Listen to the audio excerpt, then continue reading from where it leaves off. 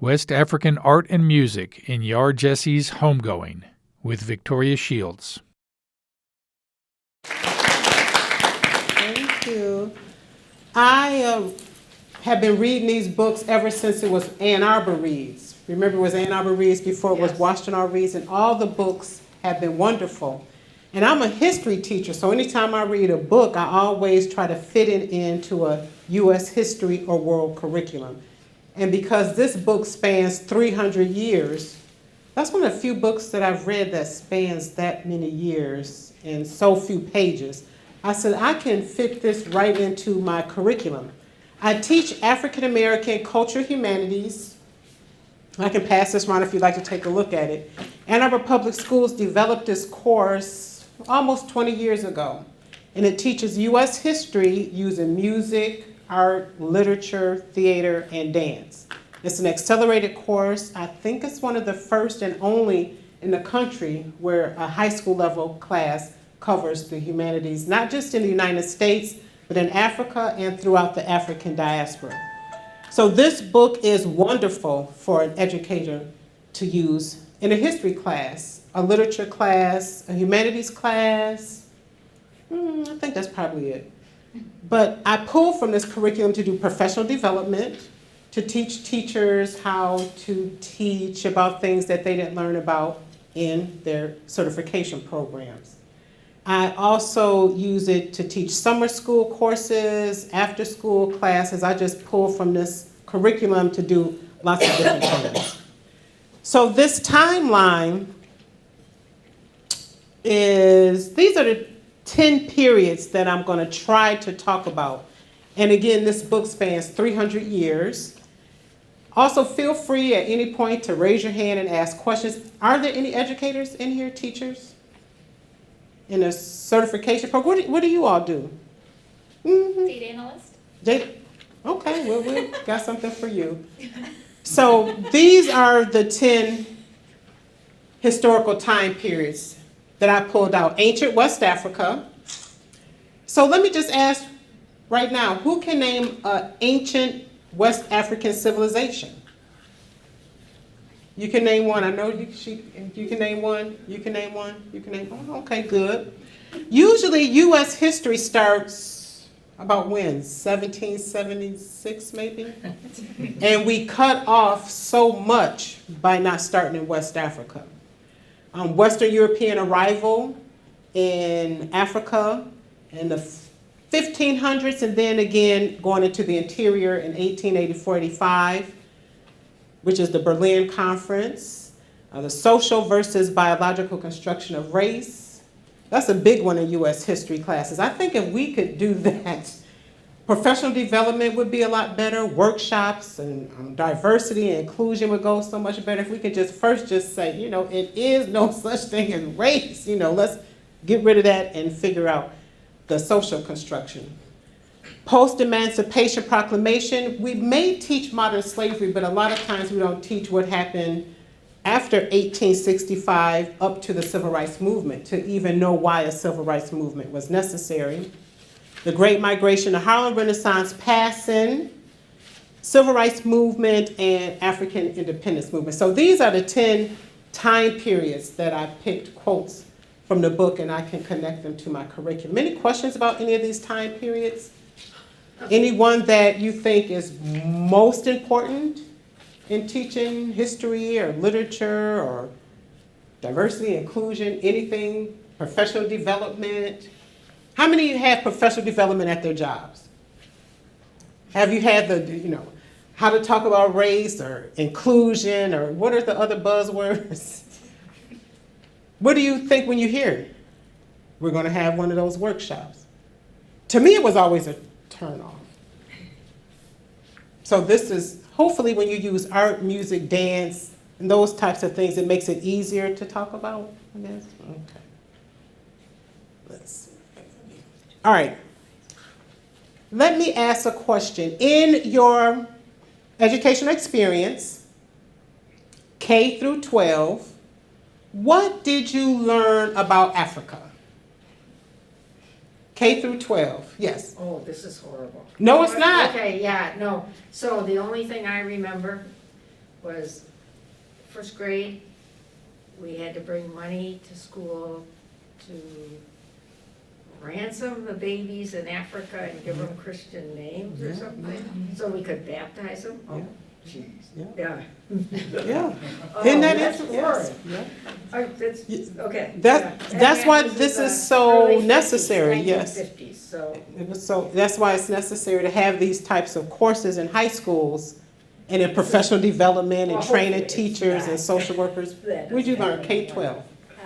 I think there was focus on like Egypt and pharaohs, Okay. and then like a little bit about Nelson Mandela. So Okay. just like tips of the continent. Okay. So this course, that's why it's so important, because, you know, that's what a lot of students are learning still today. The first day of class, I asked students, you know, if I went to Africa, I would expect to see. And it was always the same answers. It was huts, poor people, dirt, animals, and I think that's about it. That's it. So that's why a curriculum like this is so important, or training teachers, training the people that train teachers, social workers that go out into these communities. Now, when I start off this curriculum, I always started in Kemet. And Kemet, another word for Kemet is Egypt. It's just what Africans called Kemet. Then we go to West Africa, because you can't do too much in Africa in a U.S. history classroom. But the first thing is to dispel myths about Africa and to show the greatness of Africa. And so I end usually with the present, with talking about connections between West Africa and the present day. We call those West African carryovers. What are things that West Africans did that we can see in present day USA? And one of them is rap music and the connection to the griot. Now we're calling them linguists. We call them the griot. All right, and then homegoing, which I really love, starts in West Africa. So that makes it a perfect tool for literature class or US history or world history. It starts in West Africa. About 1750s, starts in the 1750s in West Africa.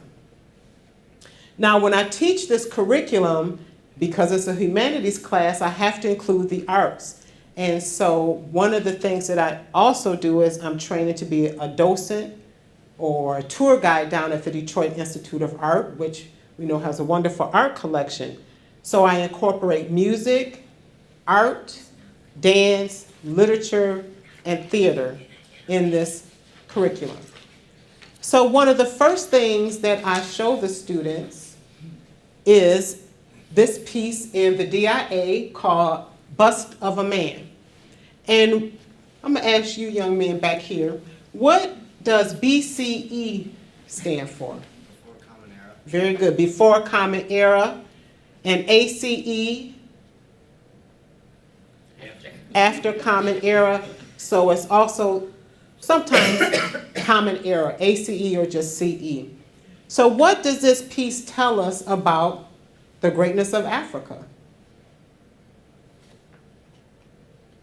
If we look at the dates, what's one thing we can say about the greatness of Africa? It's really old. It's really old, yes. About how old would that make this art piece about? About 200 years. yeah. Yep. And this is in the Detroit Institute of Art. And another thing that I do is work on terminology.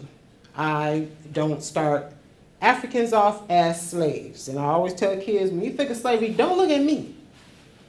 Don't look at me. I was a princess or a queen. All groups at one point enslaved and were enslaved. So I try to stop the idea of looking at black people as slaves, you know, as if it's the only group in the United States and America that were enslaved. So I would say enslaved versus slave, and I would talk about modern slavery, and not just slavery, modern slavery. And nations versus tribes and natives. That's another thing kids would say. I would expect to see tribes or that type of thing. So we work on terminology. So West African art goes back 25 centuries. And so that's the good thing about this book, is going back to the mid 1700s and not just starting off in the United States where black people are enslaved. And all this art you can see right at the Detroit Institute of Art. Any questions about this?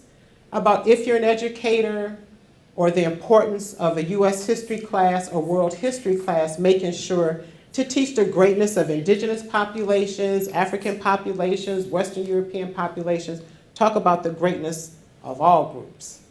And that makes it easier when you start off U.S. history. I also talk about West African wealth and the gold deposits in West Africa. And again, all of this is in the Detroit Institute of Art. So anyone know who the real Lion King is? Real Lion King? Is a relative of him. His name is Sundiata Keita. So the Lion King is something most of these high school students know about. So I asked them, who was the real Lion King? So again, talking about the greatness of West Africa, not just focusing on enslavement, the gold wealth. The kids love to see all this gold this African king has. And one of the carryovers from West Africa to the present is the linguist, or the griot. And this is the staff at the end that a griot would have. All royalty would have their own personal griot or linguist. Anybody know the job of the griot? Some of the jobs? It's to communicate. They would be the communicator. They might be a translator. They were historians. They memorized history back thousands of years. They were advisors. They made music. They made instruments, all types of things. So when you think about rap music, that is something that is a carryover from West Africa. So one of the things that we can say about West African music that is a carryover is music and art are functional. Music and art are functional. They serve a purpose. It's not just to listen to music or perform music. It has another reason for being performed. And we see that if we look at the blues. We saw that when we listen to jazz, definitely soul music, And rap music is also functional. So that's an example of, thank you, music and dance being functional. It's something that you perform at a funeral, all day and all night if necessary. Now, one of the things that we see as a carryover, and you find in African American churches, is the term getting happy. Now, anybody familiar with the term getting happy in a church setting? Especially if it's a church that's called sanctified. Anybody heard the term getting happy? You heard getting happy? There you go, catching the Holy Ghost, catching the Holy Spirit. If you go to an African American church, you will see music and dance. And when you really feeling emotional and remember, we don't have words in the English language to explain so many things. You'll see an old woman, 90 years old, dancing, running around the church because what we say is filled with the Holy Ghost, or she got happy, she caught the Spirit. And so that is something we say is a West African carryover, the function of music and dance. So yeah, getting happy. That's an old term, I guess, getting happy. Okay. All right. Some other West African music carryovers. One is playing or dancing by feel. Playing or dancing by feel. And I have a short clip to show you about Smokey Robinson explaining some of the musical skills of Ray Charles.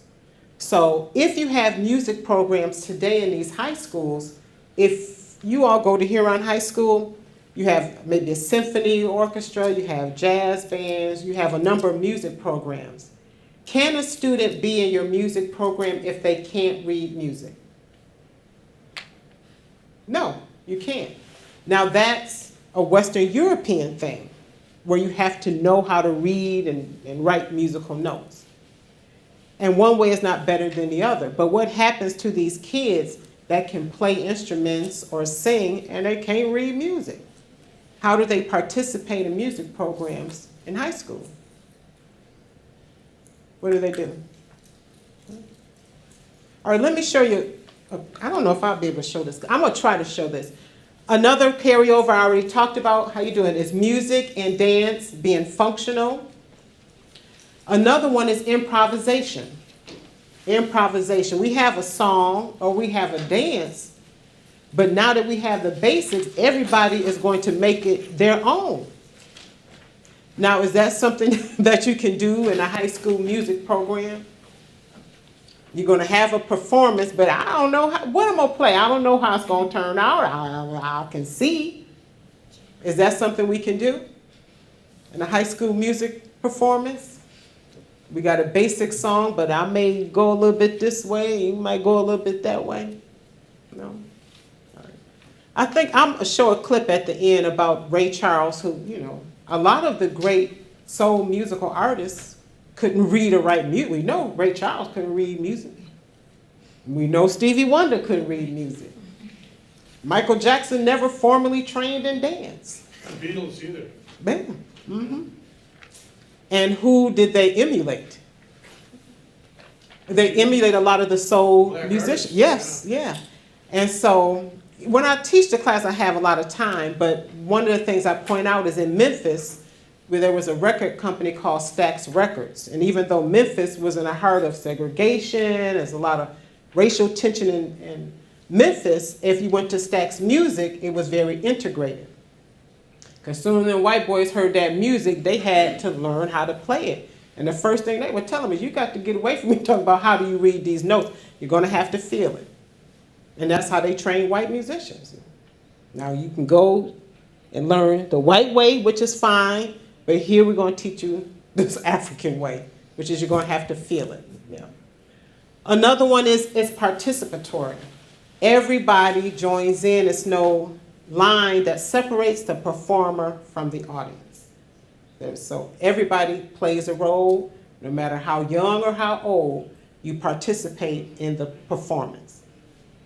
And the other is nonverbal sounds. We see a lot of artists now doing it, making sounds and performing music, but you're not using words. So these are examples of West African carryovers. And I like that in the book because it covers 300 years, but you see whatever happened in West Africa followed these families up into the present. All right, any questions about examples of West African music carryovers? And we really need to look at education and how we have to make sure we don't just teach in one cultural style. We have to make sure there are opportunities for kids who don't read music. You should teach them, but sometimes we cut them out of the whole process. Social construction of race. Let me show you a piece of art that I use. The other thing I do in the African American Cultural Humanities course is I try to break down the idea of race. And I teach it as a social construction and not a biological construction. There are not enough differences between human beings to allow us to categorize ourselves into different groups. That's another thing I do to trick the kids on the first day. How many races is it? And name them. Some of them got 3, some of them got 6, So that's one of the first things that I do. This is a painting in the DIA called Adoration of the Magi. It's a biblical scene. Anybody recognize the scene in the painting? Yes. Well, the general theme is looks like the visitation of the 3 kings. Yeah. Mm-hmm. Mm-hmm. And the date is 1525. So how is this date significant when we think about the social construction of race or modern slavery? What makes the date of this picture important? So slavery in America, modern slavery was 1619 to about 1865. Yes, ma'am. There's a black king. Yeah, it's a black king. And how does he compare to the other 3 kings? He was just as royal, if not more. Yes, he looks just as royal, if not more. You can see the gold again. West Africa had a lot of the gold deposits. So the African king with these fancy tights on and his dog, his gold, his fur, his jewelry is just as elegant and royal looking as the other kings. So we know that this idea of different races and things is something that was constructed by us as a society. And that's what's beautiful about art. It speaks for itself. So Adoration of the Magi, there are a number of these paintings made from 1500s up through the 1800s. It's a book, a great book, The African Presence in Western European Art, or something like that here. So one of the first things I do is I talk about the social construction of race and how we used to not even talk about each other or describe each other by skin color. We would do it by region, the Spaniard or the Christian or the Moor, but we didn't describe each other based on skin color. So there's another quote where we have the justification for modern slavery, the justification. So this is a quote. The social construction of race, this is something that should be taught in social sciences, in the sciences and literature, that we as a society created this thing called race, and we categorize each other based on skin color. And so when the Europeans came over to Africa and started the modern slave trade, this is one of the things that they had to do to start looking at people based on skin color. So again, that's another quote from the book that talks about this idea of the social construction of race. We know that Western Europeans started to know about Africa in the interior based on a few things. Trade. By the time of the Renaissance, you started to have Europeans seeing trade goods from Africa. They started to read excerpts of Arab travelers and scholars describing the interior of Africa. And so one of the first images Western Europeans saw of the African is Mansa Musa, who is related to the real Lion King, Sunjata Keita. And this is Mansa Musa on a map. And can you tell what he's holding? A big chunk of gold, yes. And so he was around 1280, 1337, again, way before modern slavery, which starts in the United States in 1619. So we know based on this map and this image that Western Europeans, before the social construction of race, saw Africans as equal, as royal, as competent, as wealthy. So we had to come up with something to justify modern slavery. So we had to construct this thing called race. Another thing that we have down in the DIA are these weights in order to measure gold. Western Europeans needed gold, Arabs needed gold, and so most of the gold was in West Africa. And so they needed some type of system in order to trade with this gold dust and gold nuggets. And so again, art tells us that West Africans are skilled. They understand the number system and weights and measures, and there's wealth and there's civilization. So again, there had to be something constructed to justify modern slavery and colonization. I think the DIA has one of the largest collection of these West African weights, at least in the United States, maybe even the world, but at least in the United States, they have the largest collection down at the museum. Any questions or comments? So we're looking at West Africa before modern slavery. It's important that educators show the greatness of West Africa before you start U.S. history. Don't start, black folks off as slaves. And again, terminology is important. It's better to say enslaved Africans rather than just saying slaves, as if it's the only group that was ever enslaved. Any questions? All right. Something else that we get is, Africans sold other Africans to Western Europeans. That is true. So one of the things that we want to point out is that African slavery was a little bit different from Western European slavery. The system changed. And this is a primary source that I use an excerpt of. It's in the packet that I handed out to you. It's by Equiano, who was a kidnapped African. He was a slave and was freed at one point and wrote about his experiences. And so one of the things he does is talk about the differences between Western European and West African slavery. So when we talk about the social construction of race, we can connect that to this new form of slavery. So that's a primary source, Equiano. Let me see. All right. So the social construction of race is important because of colonization. Now this is something called the Treaty of Tordesillas. And this line, you see, moved a couple times, but this treaty took place a couple years after something significant in history. One year is 1493 and the other is 1494. So what major event did this take place after? 1492 and Christopher Columbus. The Portuguese set sail in the 1480s and made it to Africa. Columbus, by the 1490s, made it to the so-called New World or the Americas. Spain and Portugal are arguing over territory. I got here first. No, it's mine, it's mine. So they went to the leader of the world at that time in the 1490s. Who was the leader of the world?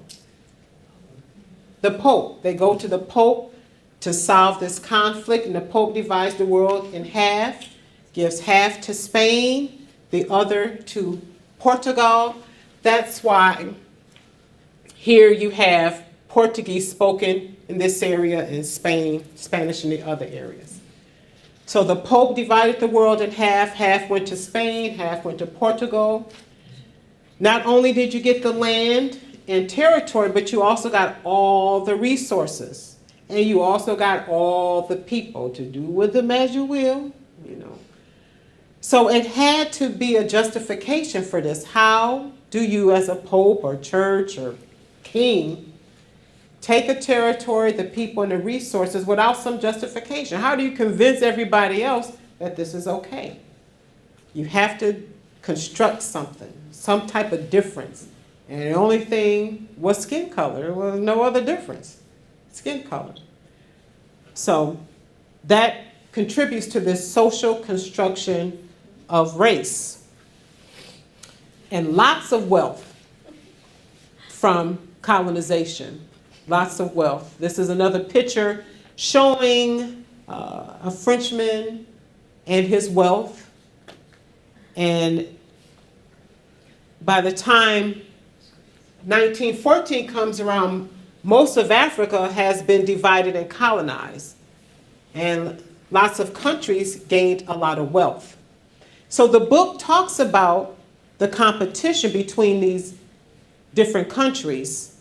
All right, so as you know, by now, Quay, we've had a long-standing working relationship with Abiko Badu and the other Negroes of his village, but of late we've heard that they've begun trading with a few private companies. We'd like to set up an outpost in the village that would act as a residence for a few of our employees as a way of, say, gently reminding our friends that they have certain trade obligations to our company. So eventually, the book talks about the British in West Africa, but eventually other Western European countries set up these slave ports along the west coast of Africa. So the book speaks to this competition here all along. There were 60 of these slave ports along the west coast of Africa. And early the Danish, Portuguese, Dutch, eventually we all know they kind of got pushed out. But the book speaks to this competition between these Western Europeans coming to the West Coast and wanting to control that trade, not just in human beings, but gold and other goods from West Africa. So again, as you can see by these quotes, the book covers, again, 300 years, and it's just great that it starts in West Africa and helps people get an idea of what was going on between these Western Europeans and that were getting closer into the interior. Any other questions? Any ideas about how was it reading if you didn't know this history? Was it easy to follow along for some of you that read the book, or pretty easy to follow along? Okay. So I showed you Equiano. All right. So again, in the DIA, there's an area called Fashionable Living. And it just looks at the wealth of colonization. So most of the world eventually was colonized, and there was so much wealth in Africa that eventually, the French had so much money, it led to a revolution because just the upper classes, made that wealth. But imagine by 1914 how much wealth was taken out of West Africa. All right, let's see. So the system changes. Slavery ends in the United States about 1865, but we see on this map, this is Africa divided in what year? 1914. So the system just changes. So slavery really doesn't end in Africa or in the United States, as the book shows us. It just changes into something different.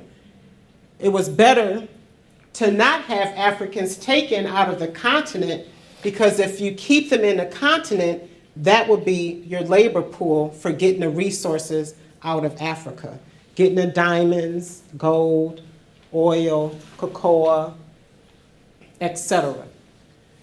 So instead of Africans being taken out of the continent to come to the Americas to work, they were just kept in the continent, and they were the ones that were collecting the resources, delivering them to Western European countries, and then they would be taken out. Now, what happens in the United States after modern slavery ends? So 1865, what happens between 1865 in the United States and 1910? Slavery ended, it's over, done. What happens? Reconstruction. Now, Reconstruction lasts for how many years? How many? Maybe 10 or 11 years. So Reconstruction, we did learn about that in high school, right? We learned about Reconstruction. Did we all? Now, Reconstruction is great. A lot of schools are established. There's some African American politicians, the opportunity to open businesses, but it only lasts for 11 years. There's something called the Great Sellout. There's a northern presidential candidate and a southern presidential candidate. The southern presidential candidate says to the northern one, I will let you have this election, but you have to give me back the South. You got to get your troops out of the South. Federal troops were in the South protecting African Americans from violence. You got to get the troops out of the South and let us deal with our area. So after 11 years, the troops left. And what system took place of modern slavery in the South and lasted up until the 1970s? Sharecropping, yep. So you have sharecropping. Where did we learn about sharecropping? What is it? Who can help us explain it? Yes, all right. He's getting his extra credit for here around high. You farm, like the slaves or like the blacks would farm on the white farmers because they didn't have any money to buy their own land. And it was sort of corrupt because the whites would just charge like overdues for supplies, and then eventually they go in debt. Yeah, and if you couldn't leave the plantation if you were in debt. And so sharecropping, and also there was a lot of violence because at this point you're not owned by someone.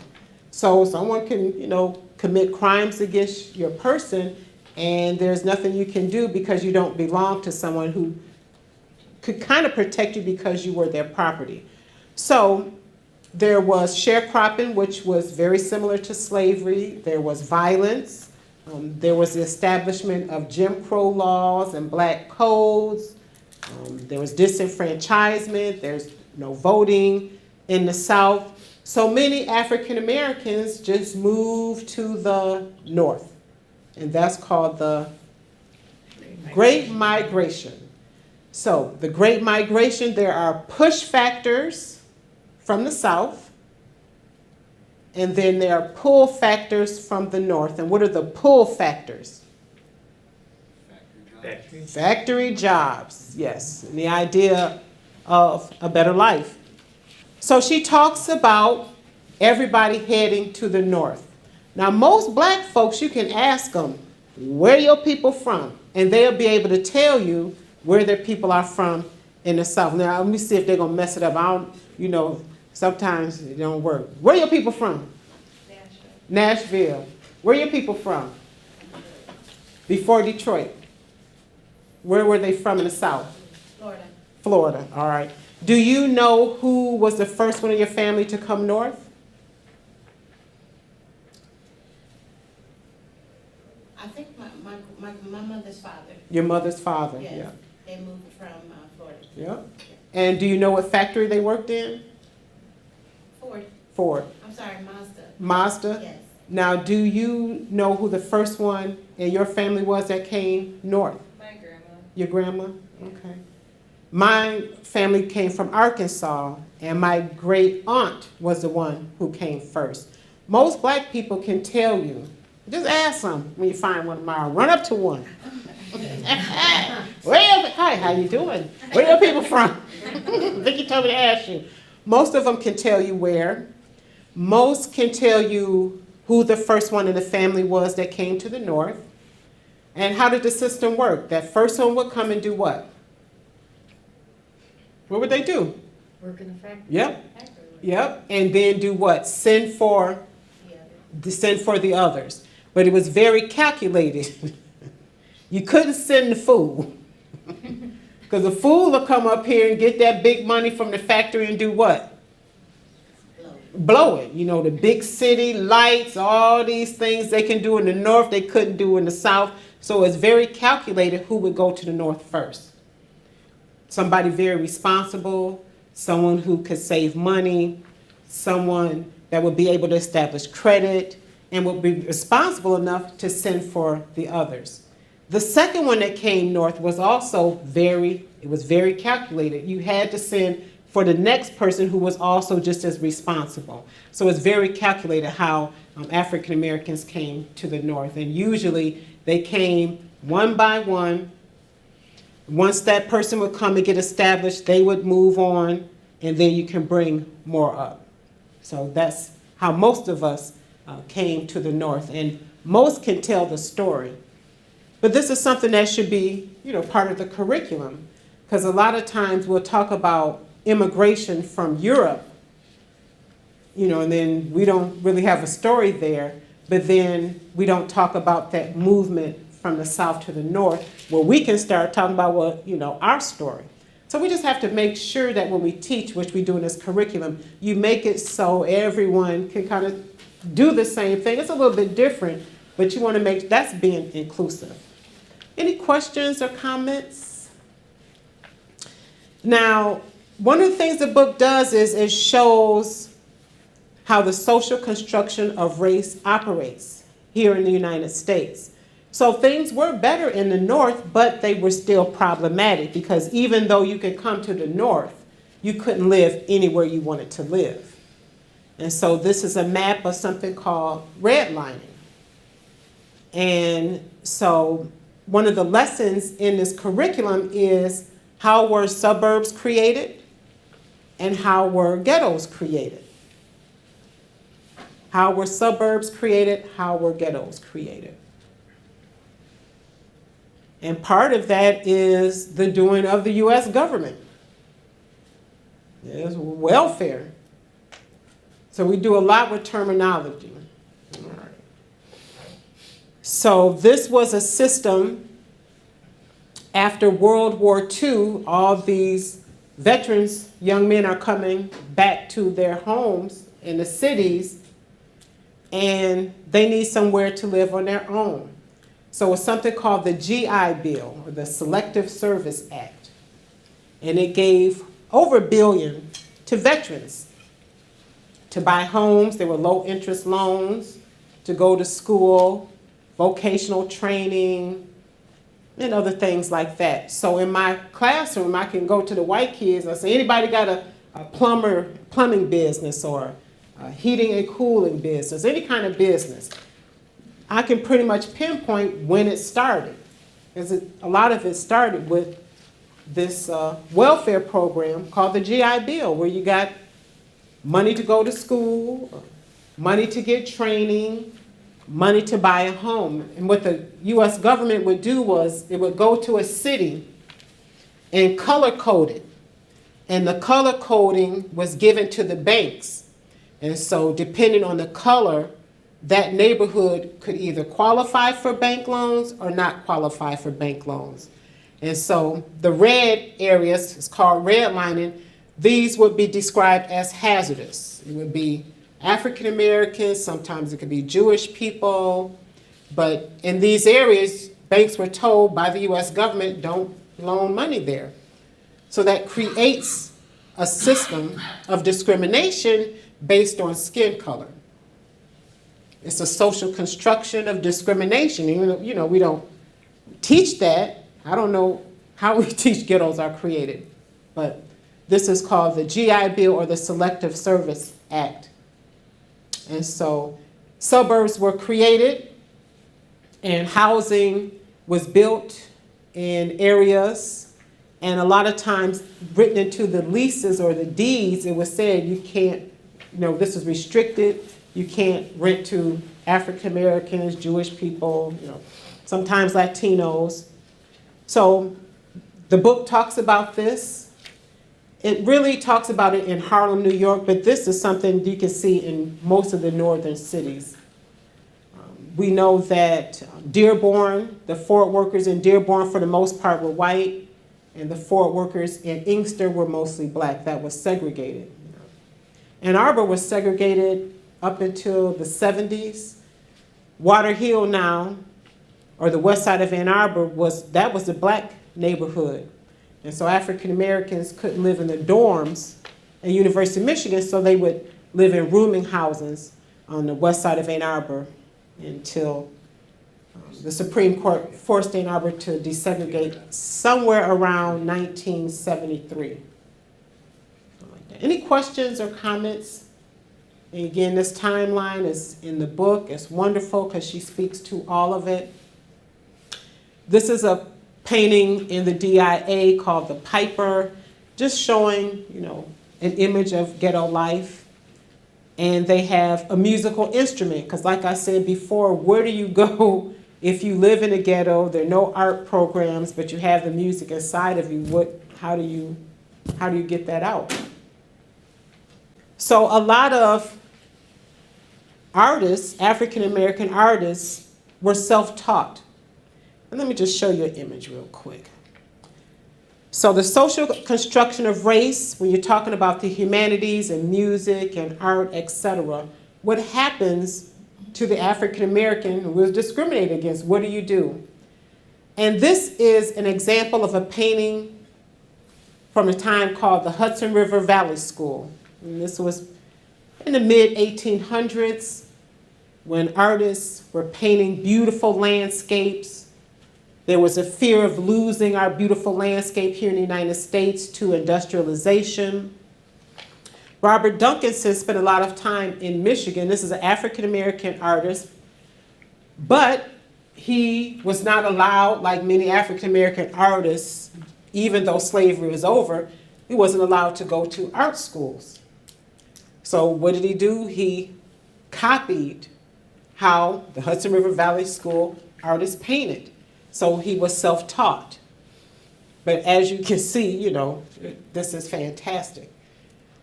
So she talks a little bit about that. What happens to the artist who is super talented, but can't go to the art school, can't be in the high school music program because they can't read music, can't go to the art school, but they have a genius for painting. What do they do? Now let me see here. There is a quote because one of the characters is a beautiful singer. She's a beautiful singer. And from a very young age, she would sing at meetings. And maybe we could call this soul music. What in the quote makes you think this could be considered soul music? How does she sing? When sound comes from where? It's soul music. When it comes from the bottom of your gut, it's soul music at 10 years old. And you know, sometimes it's hard for us to watch the Grammy shows and that type of thing, because we got 10-year-olds and our churches can out-sing any of them people on their Grammy Award shows. Do they go to music school? No. Do they have private lessons? No. By the time they get to Huron, are they in the choirs and the chorales? No, because they can't read music, you know. So when we think about the arts in schools, we have to remember that there are different cultural ways of learning and performing, and if we only do it by Western standards, then it cuts out a lot of kids from doing something that they were born to do. And that's all in the book. So what do the African Americans do? A lot of them move to Paris, move to Europe. And they perform over there, or they can go to art schools over there. One of my favorite, first African American pilot, what's her name? Bessie Coleman, was trained by a Paris airline pilot. Nobody would teach her here in the United States, so she had to go abroad. But another thing African Americans would do is pass. And what's passing her? What's passing? No G at the end. What's passing? What is it? If you're light enough to look white, you can do things to alter your appearance. If you light enough, you pass for white. And that's what a lot of folks did. And that's one of the most lively discussions in the class. Would you pass for one? Or if you had a child, would you encourage them to pass? Now, if y'all was black, would you pass? What do you think about passing? What do you think? Now, in the packet I gave you, there is a quote. It's a short story by Langston Hughes. And the title of it is called Passing. And again, this is the most lively discussion all year round is, would you pass? Anybody think they would? Now remember, you can go to school, you can sing, you can perform on Broadway, you can be in the movies, you can make money. Raise your hand if you would pass. If I wasn't already, then I would pass, only because I would want more, I would want the advances that the white folks have. Yeah. Would you pass? People that identify as white, because remember there's no such thing as race, Would you pass? Yeah, probably so. So if you passed, you had to cut ties to your family. And so if you walked down the street and passed your mother, you had to pretend that you didn't even know her. You couldn't write letters, you couldn't visit, they couldn't visit you, you had to cut ties. And so that's when kids say, wait a minute, now I have to cut my mother off? Yeah, you got to cut your mother off. So again, that was a very lively discussion about passing. So the young lady who was 10 years old singing that soul music, when she got to Harlem, New York, after her and her husband were part of the Great Migration, she wanted to sing, of course. And so this is what happens. What do they tell her? So what happens when she goes to the nightclub and wants to sing? They tell her she's too dark, and how do they tell that she's too dark? Yep, you hold up a paper bag to your skin, and if you are darker than the paper bag, you're too dark to perform. And so she never has a singing career because of the social construction of race. Okay. Now this is an art piece in a DIA called Beyond Midnight. And one of the things the artist wants to do is to honor someone who is dark-skinned. And, you know, to show that dark skin is a positive thing. And that's down at the DIA now. So passing is something that folks would do or either go to Europe. So in the book, the young lady who is a singer has a husband, and he's very high yellow. Her husband's so light-skinned, he can do what? He can pass for white. And so what happens to their relationship? You can look at the quote. So eventually, Willie is a young lady who is a great singer. She eventually loses him, and he passes for white. And later on in the book, she sees him with his new family because he leaves her and passes.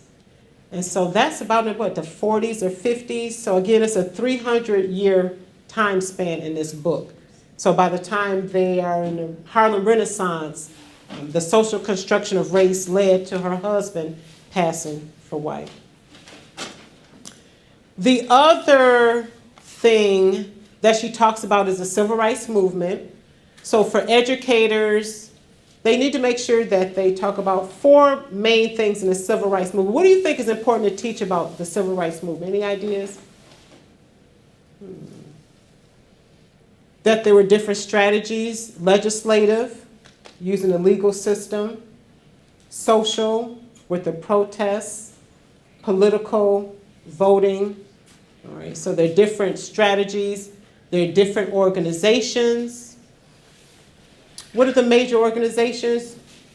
All high school students should be taught all the major civil rights organizations. So you'll start with the NAACP. That starts around 1919. You go next to maybe CORE. Starts about the 1940s. CORE is the Congress of Racial Equality. You make sure they know about SCLC, King's Organization, which stands for Southern Christian Leadership Conference. And then SNCC, the young people in the 60s. And SNCC is the Student Nonviolent Coordinating Committee. And that shifts to the Black Power movement.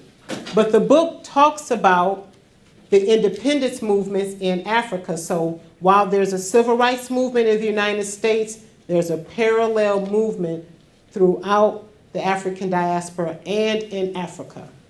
So in the book, there's a family that's in the United States. They're 2 sisters, and they follow different paths. One sister is enslaved. The other sister marries a white man who trades. And so one sister is in the dungeons of West Africa. The other sister lives above the dungeons with her British husband. And so that's what becomes interesting, is you see the connections even in the 50s and 60s between Africa and the United States. So when you teach the civil rights movement, you have to teach about the parallel movements throughout Africa and the diaspora. Latin America, Southeast Asia, all had a civil rights movement. All right. Now music. You can use music throughout the timeline, but just in the interest of time, I just look at soul music. So remember, one of the West African carryovers is that music is functional. So in the packet, there are a couple lyrics that look at the goal of some of these artists. So while you're talking about the civil rights movement, you also talk about music wanting the same goals as political leaders in the civil rights movement. So you can connect music all throughout the timeline. But when you talk about soul music, you want to talk about how it brings groups together. I talked about Stax music. You want to look at lyrics that are social and political. And so you talk about music as functional and serving a purpose also. So examples of West African carryovers that you see in modern soul music. Everyone participates.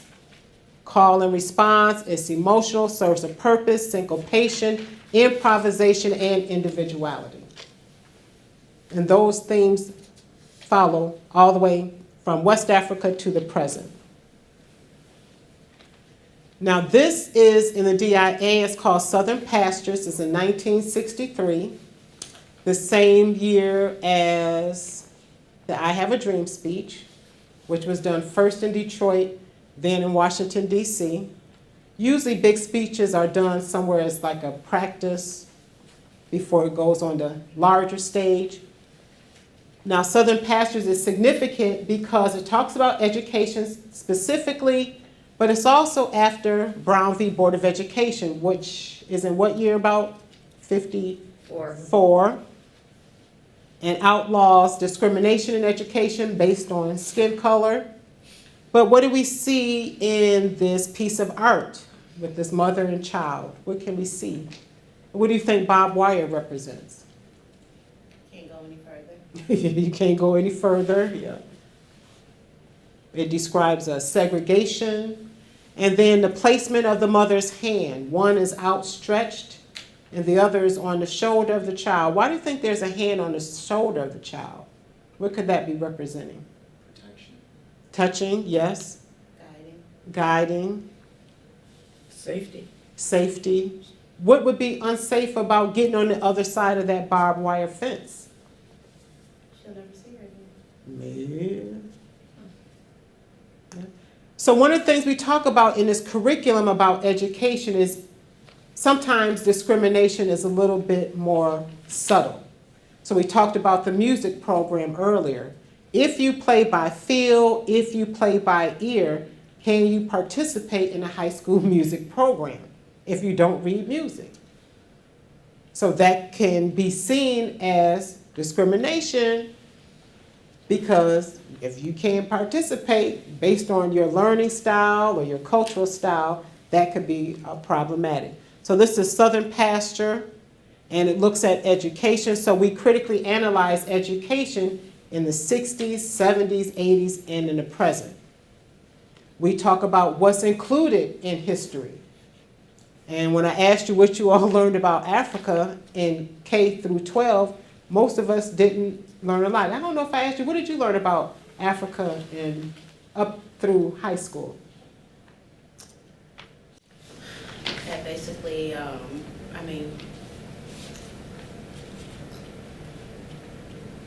learned a lot, but the most thing that stuck out in, was that that's where we're from. That's Okay. where we, as our family history is from. Are your children learning about that in their schools? Oh, yes. So this is one of the things that this African American Cultural Humanities AC course hopes to do is change how students feel about themselves, but also how others see them.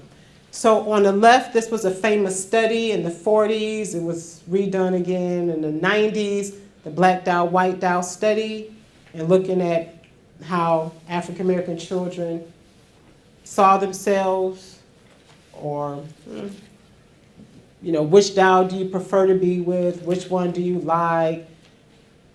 And we want to change it a little bit to like this art. This art is in the Detroit Institute of Art. It's called Something You Can Feel. And this is an African American woman. How do you think she feels about herself? Good. The way she's sitting, she looks like she feels like royalty. Yes, she feels like royalty. So we want to be able to do that through curriculum and education. Make sure you're not starting them off as enslaved and, you only teach about Rosa Parks, but throughout the curriculum, you teach them on a high intellectual level. You make sure you show them numerous role models so that that image of themselves is changing from what we see in the 40s and 50s. And this experiment was done over more recently too. So any questions about anything? So that's it for me. I do have some samples of a West African dish, just some greens, so take a little taste. But I'm here for any questions. or comments, any final comments, any questions about anything? Yeah. Yes. How did that experiment turn out, the current one that they did? Same. It's, if you go on YouTube, I think it's called A Girl Like Me. Or black dowel. If you do black dowel, white dowel study, you'll know it because it's in color. But it's on YouTube. It's very similar. It's a young girl, she redid the experiment, but she also talks about her growing up dark skin and how she felt within her family and colorisms and things like that. And it's pretty recent. Any questions or comments? Anything from the text or the book? All right. This program was recorded on February 20th, 2018, at the Ann Arbor District Library.